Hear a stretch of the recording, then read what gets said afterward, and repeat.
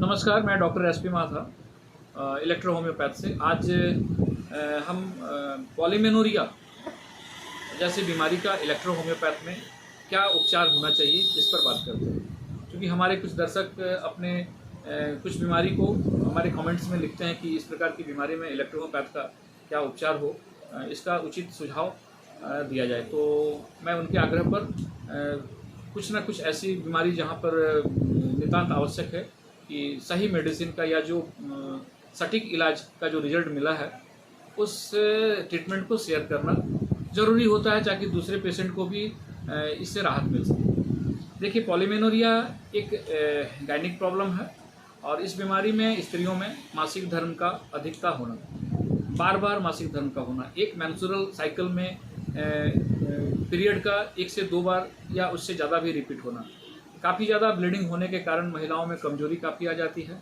और ये थकावट, घबराहट, बेचैनी, डिप्रेशन जैसे हालात में पेशेंट चले जाते हैं। आंखों के चारों तरफ अंधेरा छाने लगता है, बीपी डाउन हो जाता है, रक्त की कमी भी देखने को मिलती है क्योंकि ब्लीडिंग बहुत ज़्यादा हो जाता है। कभी कभी देखा जाता है कि गर्भधारण में भी असमर्थता इस प्रकार के पेशेंट में देखने को मिलती है।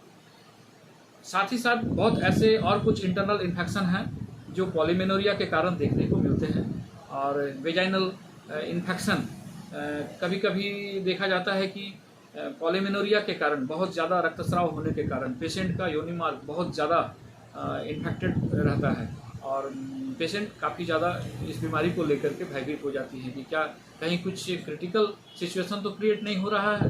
तो ऐसे केस में जनरली ऐसा अनुमान है कि फैलोपियन ट्यूब का ब्लॉकेज या यूटेरस में कुछ ब्लॉकेज वगैरह का होना संभावित होता है। साथ ही साथ ट्यूमर या सिस्ट का इन्फेक्शन भी हो सकता है। किसी प्रकार के फाइब्रॉइड का होना भी इसमें एक स्वाभाविक रूप से माना जाता है, एक लक्षण इसका भी मान करके चलना चाहिए। होना हो किसी प्रकार का फाइब्रॉइड भी हो सकता है। ओवरी में इन्फेक्शन भी इस बीमारी का एक कारण माना जाता है। जो भी हो, हम लोग पॉलीमेनोरिया जैसी बीमारी में या अत्यधिक मासिक स्राव की स्थिति में जो इलेक्ट्रो होम्योपैथ का ट्रीटमेंट करते हैं वो है S1, C1, लिम्फ-1, F1, Ven1, A1, BE का 30 पोटेंसी 10 बूंद करके 3 बार खाना नाश्ता के पहले, और एस्टन सीटन भर्टू का D3 में 10 बूंद 3 बार खाना नाश्ता के बाद, A1 का 200 और साथ में BE का D3 10 ड्रॉप 3 और 4 टाइम ज़्यादा ब्लीडिंग होने पर,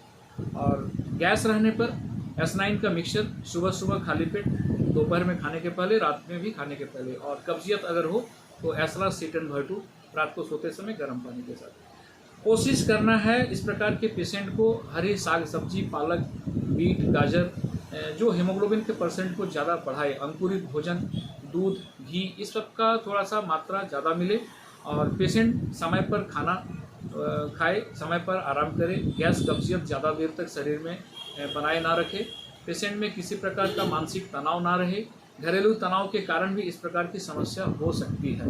तो पेशेंट में एक प्रकार की खुशी बनी रहे, वो अपने आप को हमेशा नेगेटिव माइंड से बाहर ला करके एक स्वस्थ जीवन जीने में अपने आप को सपोर्ट करे, और इस प्रकार की स्थिति में पेशेंट जल्दी इस बीमारी से रिकवर कर जाती हैं और ये पॉलीमेनोरिया जैसी समस्या निश्चित रूप से इलेक्ट्रोपैथिक मेडिसिन से ठीक हो जाती है। धन्यवाद।